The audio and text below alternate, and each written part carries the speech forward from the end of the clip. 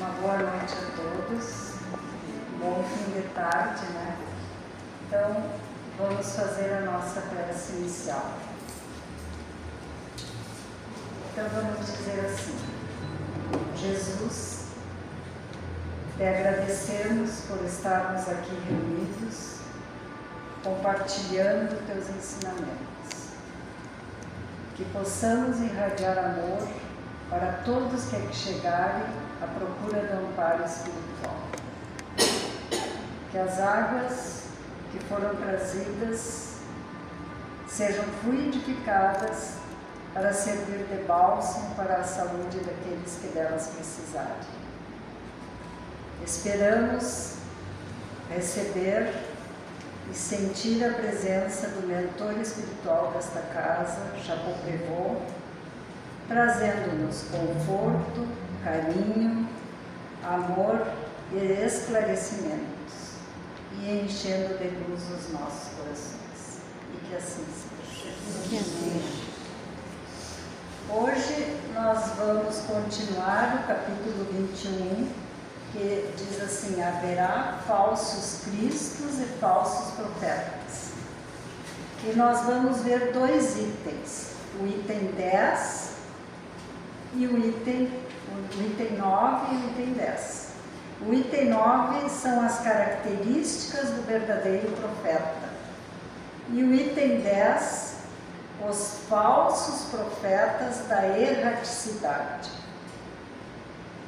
Esses dois itens foram escritos, foram ditados pelo mesmo espírito, Erasto. E foi em Paris, em 1865. Primeiro nós temos que ver o que quer dizer profeta. O que é profeta? A gente entende que profeta é quem faz profecias, né?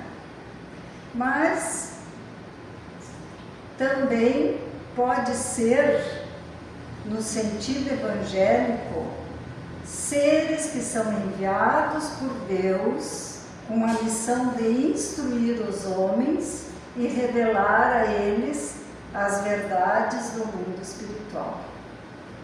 Então, para nós, né, profetas são esses enviados por Deus. Bem, esses dois itens, como eu já falei, são do espírito Erasto, que era discípulo de Paulo de Tarso, e foi um dos mais importantes trabalhadores do cristianismo nascente. Quando nasceu o cristianismo, ele foi um grande trabalhador.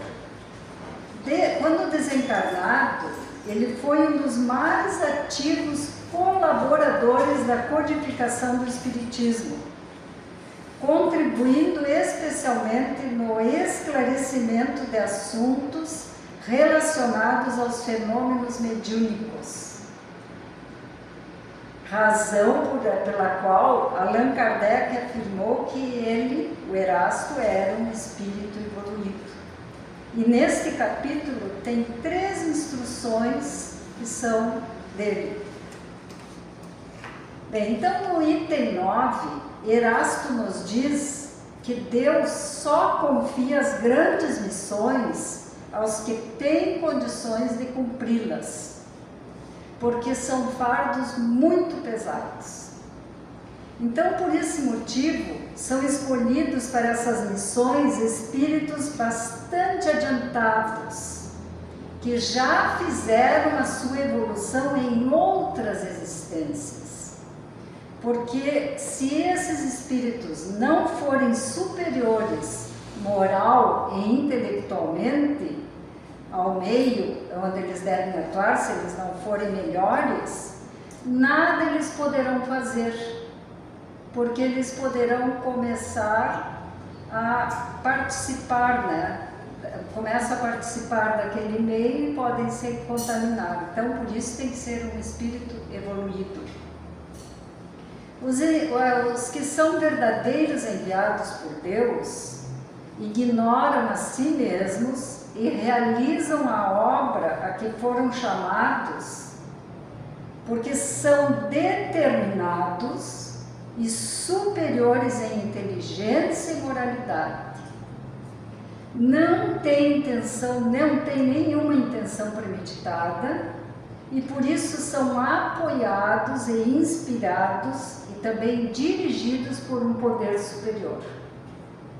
Eles se revelam por seus atos e eles não saem a dizer eu sou o profeta. Eles são descobertos pela humanidade. São humildes, são modestos, não são orgulhosos nem cheios de si, também não são arrogantes e não têm receio de não serem aceitos, porque eles têm muita fé e eles confiam na sua missão. São caridosos e não exploram a credulidade alheia, não aceitando viver às custas daqueles que os escutam. Então, o verdadeiro enviado de Deus, ele justifica a missão para o qual foi escolhido por suas virtudes, pela sua grandeza, pelo resultado do seu trabalho e pela influência moralizadora que as suas obras despertam nas pessoas.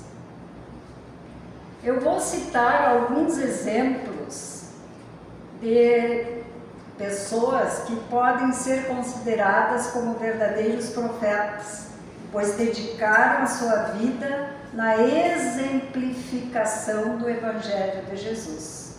Notem bem, exemplificação, porque não adianta falar, tem que exemplificar. Paulo de Tarso.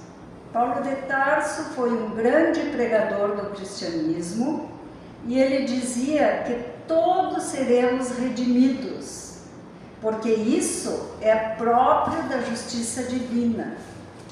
Mas ele dizia que a nossa redenção tem um preço, que é o preço do nosso esforço, e que o nosso esforço deve ser no sentido de não fazermos aos outros o que não aceitamos para nós. Depois nós temos outro exemplo que é Gandhi.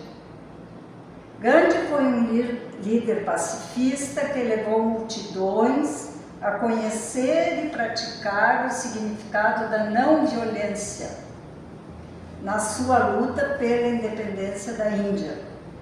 Ele dizia que as religiões são caminhos diferentes convergindo para o mesmo ponto. Então ele faz a seguinte pergunta: que importância faz se seguimos caminhos diferentes, desde que alcancemos o mesmo objetivo? Né? O que importa é a fé, é seguir os ensinamentos de Cristo. Madre Teresa de Calcutá foi uma religiosa católica, defensora da paz e que realizou ações de caridade em benefício dos pobres. Ela dizia assim, o bem que você faz hoje pode ser esquecido amanhã. Faça o bem a si mesmo. Veja que no final de contas é tudo entre você e Deus. Nunca foi entre você e os outros. Irmã Dulce. Irmã Dulce foi uma freira que viveu na Bahia, foi um símbolo de fé e de amor. E ela dizia que o importante era fazer a caridade e não falar em caridade. Ela nunca teve medo de não ser aceita. Quem puder, assista o filme de Irmã Dulce, é maravilhoso. Era uma pessoa determinada e ela foi apelidada de Anjo Bom da Bahia. Chico Xavier, um espírita, que todos nós conhecemos, que viveu sua vida como um exemplo de dedicação e humildade. Ele, através do seu trabalho, ele nos ensina a importância de ser grande nas pequenas tarefas e humilde nas grandes. Uma frase que diz muito sobre ele é essa aqui, Fico triste quando alguém me ofende, mas com certeza eu ficaria mais triste se fosse eu o ofensor.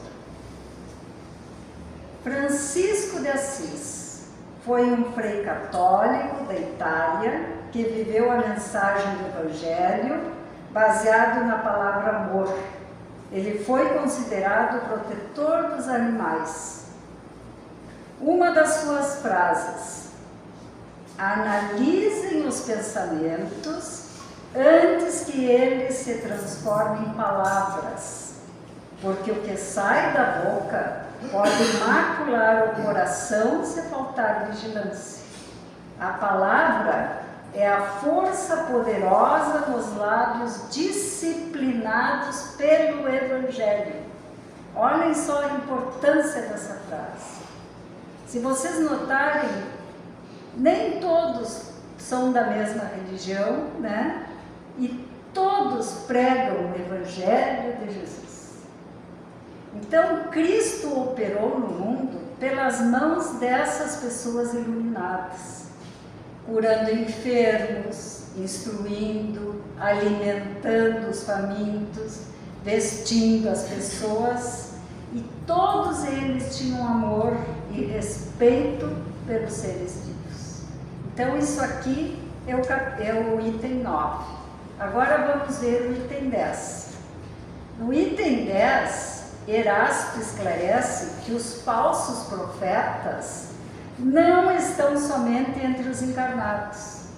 Eles estão entre os espíritos que estão na erradicidade. São orgulhosos e, sob a falsa aparência de amor e de caridade, semeiam a desunião, utilizando-se para isso de médiuns que aceitam as suas ideias polêmicas e absurdas. Se organizam em grupos para impedir a melhoria da humanidade. Primeiro vamos ver o que é erraticidade.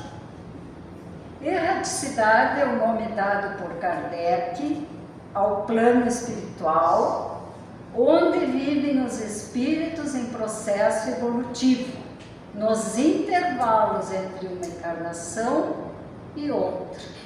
E esses espíritos podem ser felizes ou infelizes.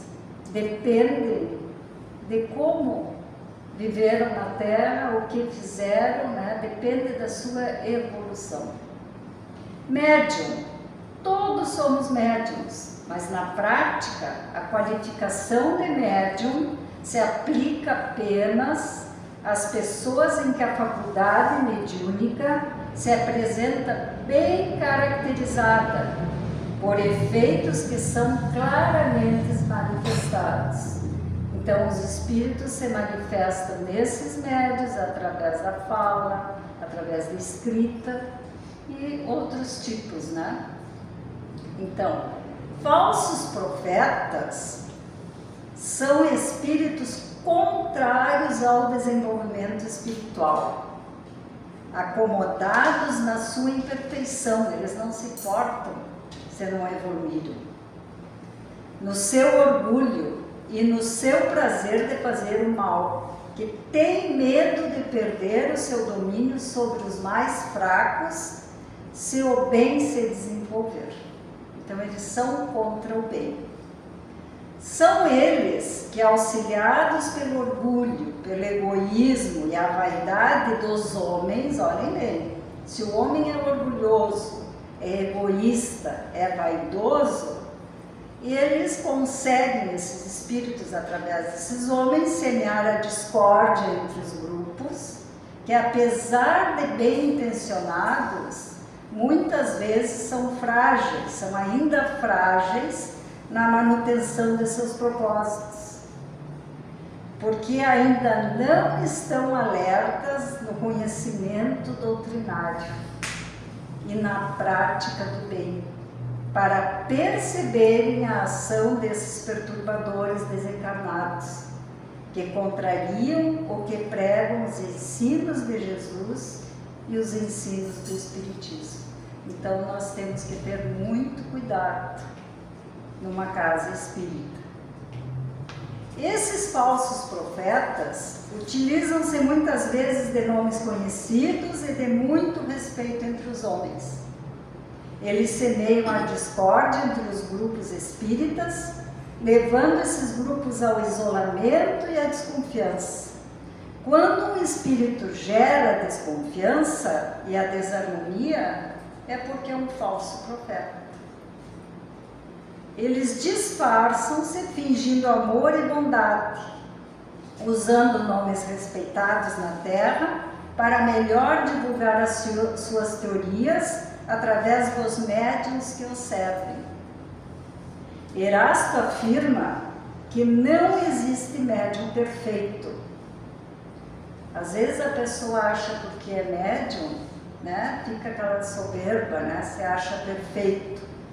Qualquer um pode ser obsediado, principalmente se o médium não estiver sempre vigilante e ligado aos espíritos superiores, através do esforço de desenvolver sentimentos bons, pensamentos elevados e ações no bem. E continua ainda Erasto: há obsessão evidente quando o médium só recebe comunicações de um determinado espírito, por mais elevado que este pretenda ser. O que é obsessão? Obsessão é o domínio que alguns espíritos podem exercer sobre certas pessoas. Ela é praticada apenas pelos espíritos inferiores. Os maus espíritos ligam-se às pessoas com as quais têm afinidade. Temos que cuidar dos nossos pensamentos e em que faixa nós estamos vibrando. Não podemos abraçar pensamentos negativos, ideias de ciúme, raiva, ódio, porque nós estaremos vibrando na mesma faixa desses espíritos que não são evoluídos.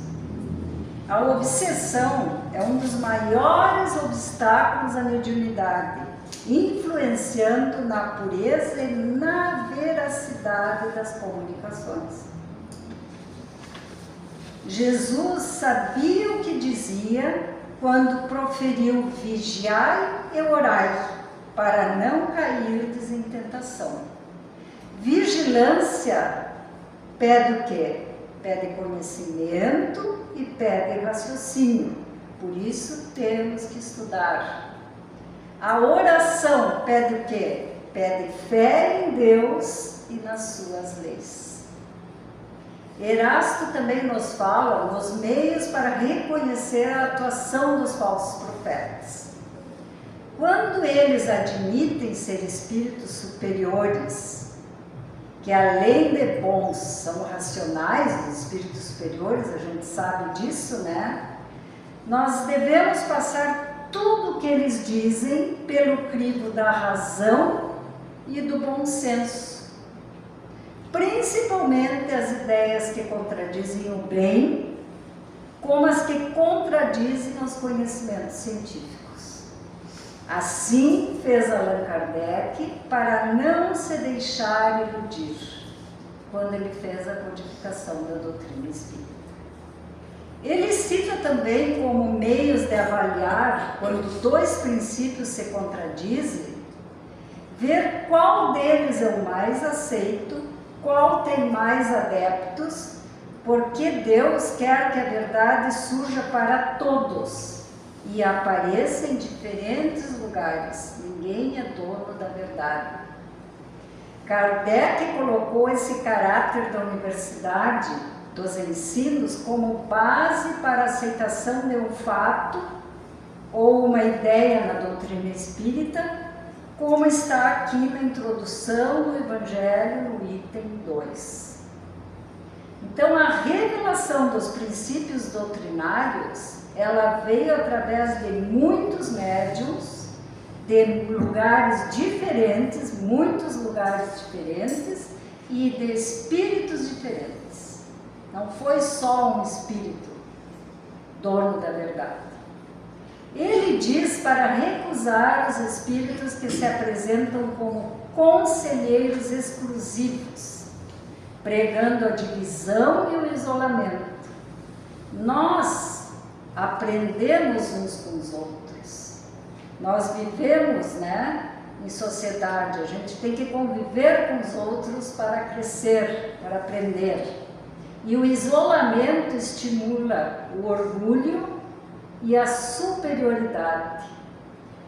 Produz acomodação no progresso alcançado e leva à submissão a um espírito dominador. Quando uma verdade deve ser revelada à humanidade, ela é comunicada simultaneamente a todos os grupos que possuem médiuns sérios e não a este ou aquele grupo com exclusão de outros. Ao submeter a razão a tudo que os espíritos expressam, independente dos nomes pelos quais eles se apresentam, a gente pode rejeitar o absurdo e o erro. Para isso, os médiuns devem se colocar num papel de humildade, numa posição de humildade, aceitando que o médium pode sim ser fascinado, pode ser obsediado e um grupo pode ser enganado. Através do diálogo com outros grupos e baseados nos conhecimentos espíritas, na sincera intenção de acertar, os médiuns e os grupos vão ser auxiliados a distinguir o joio do trigo. Mas isso tem que ser sem melindres, baseados na fraternidade e na humildade que deve existir em todo o trabalho espírita. Ele ainda diz: desconfiai das comunicações que se caracterizam pelo misticismo e pela extravagância, ou que exijam cerimônias e práticas estranhas. Desconfiai dos falsos profetas, principalmente numa época de renovação, porque muitos impostores se apresentarão como enviados de Deus. Nós não podemos acreditar em todas as coisas que achamos ser intuição. Nós temos que ter cuidado com o que nos falam os mentores, porque existe mensagem de todos os tipos. E nós podemos ter a certeza de que a espiritualidade, os espíritos superiores, eles não nos aconselham a ter atitudes diferentes das exemplificadas por Cristo no seu Evangelho. Nem o espírito superior nos estimula ao ódio, ao ciúme, à inveja, Na pergunta 624 do Livro dos Espíritos, qual é o caráter do verdadeiro profeta? Allan Kardec tem a seguinte resposta: o verdadeiro profeta é o homem de bem e inspirado por Deus. Pode ser reconhecido por suas palavras e por suas ações. Deus não pode se servir de um mentiroso para ensinar a verdade. Então, se vocês verem aqueles exemplos que nós vimos lá atrás, todos, tinham as suas palavras e as suas ações, que podem ser reconhecidas.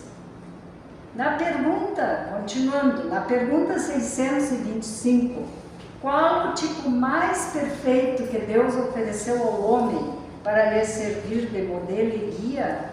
A resposta foi Jesus. Então Jesus, ele se fez conhecer como um profeta pela sua mensagem de conciliação e de consolo. E nós, que somos espíritas, como podemos identificar as verdadeiras mensagens de luz e de espíritos iluminados? Como nos diz Erasto, no momento de transição, essa atenção precisa ser redobrada. Paulo de Tarso nos dizia assim, não tratem com desprezo as profecias, mas ponham à prova todas as coisas e fiquem com o que é bom. Nós podemos usar aqueles 3 crivos que são atribuídos a Sócrates antes de passarmos adiante as informações e as mensagens espíritas que recebemos, dizendo ser deste ou daquele espírito desencarnado. Mensagens que dizem ser de médiuns ou espíritos conhecidos e às vezes vão circulando sem serem verdadeiras, então nós temos que ter cuidado em usar esses crivos antes de passar adiante. É verdadeiro? É bom? É útil? Nós vivemos um momento em que todos querem ter razão e ser o primeiro a divulgar, mostrando serem entendedores do assunto, dando opiniões muitas vezes de forma irresponsáveis. Por isso, é importante o estudo do Espiritismo para poder separar o que é digno de atenção. O que tem uma força moral é atemporal. Vocês podem ver essas mensagens, esse evangelho é de 1862, né? Não tem interesse, não tem ganho financeiro e não tem segundas intenções. Kardec nos ensina a ter uma avaliação crítica, ver o que faz sentido, observar a ética, principalmente quando estamos no momento de desespero. Nenhum espírito vai resolver os nossos problemas. Nenhum espírito nos dá soluções milagrosas. Nós é que temos que ter o entendimento, aprender com os problemas, ter fé e confiar em Deus. Como dizia Chico, tudo passa, até a felicidade passa. Então os médiuns de uma casa espírita devem ter muito cuidado, porque praticar a mediunidade sem moral é ser falso profeta. O que estamos fazendo com a percepção de que na casa espírita tem que ter disciplina e equilíbrio? Estamos agindo assim? O que estamos esperando da doutrina espírita? A doutrina espírita, ela nos dá o caminho. Depende de nós seguirmos o nosso rumo. A gente que decide, porque nós temos o livre-arbítrio. Os bons espíritos, eles sempre nos convidam ao equilíbrio, à disciplina e estar atento aos sinais para reconhecer o verdadeiro profeta, que nesse momento de transição nos falam coisas boas para ajudar na nossa trajetória evolutiva. Como não somos profetas, né, nenhum de nós é profeta, ainda não evoluímos o suficiente para isso, nós podemos ser homens de bem, né, praticando a lei da justiça, a lei do amor e a lei da caridade. Porque a Terra é uma escola abençoada, onde o mestre é Jesus e o aprendizado é contínuo. Como nos lembrou Chico Xavier, nós estamos todos onde devemos estar, cumprindo com um propósito maior. Cabe a cada um descobrir o que precisa aprender para crescer espiritualmente e seguir firme nessa jornada. Sabendo que cada passo no bem pode nos aproximar mais da perfeição espiritual, tornando-nos mais próximos dos bons espíritos, de Jesus e do Pai Criador. E que assim seja.